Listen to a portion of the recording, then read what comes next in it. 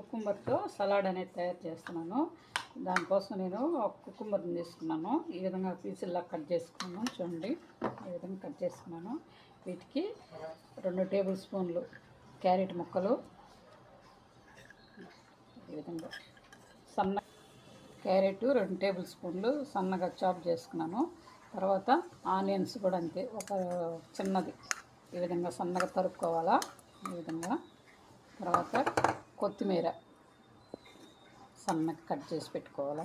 ఈ విధంగా తర్వాత కొంచెం సాల్టు, కారము, మిరియాల పొడి మూడింటిని యాడ్ చేస్తున్నాం. చూడండి,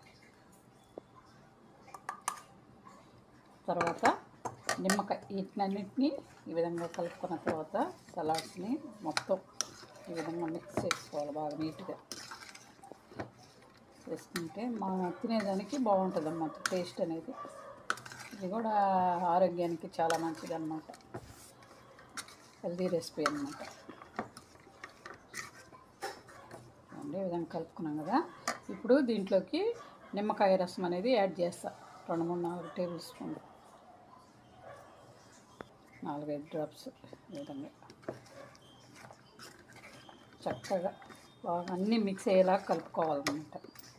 కలుపుకొని బాగా పొద్దున్నే కానీ మనం ఎప్పుడైనా భోజనం చేసే ముందు కానీ ఇట్లాంటివన్నీ తింటే హెల్త్కి చాలా మంచిదన్నమాట.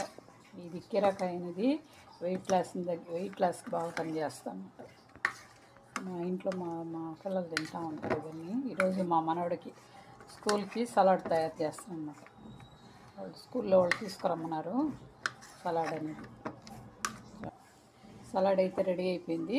దీన్ని మీరు కూడా ఈ విధంగా తయారు చేసుకోండి. సబ్స్క్రైబ్ చేసుకోండి, ఒక లైక్ ఇవ్వండి. నేనైతే టేస్ట్ చేస్తున్నాను, ఏ విధంగా ఉందో చెప్తాను. ఆ టేస్ట్ అయితే అదిరిపోతుంది అనమాట, ఆ విధంగా ఉంది. మీరు కూడా ఈ విధంగా తయారు చేసుకోండి.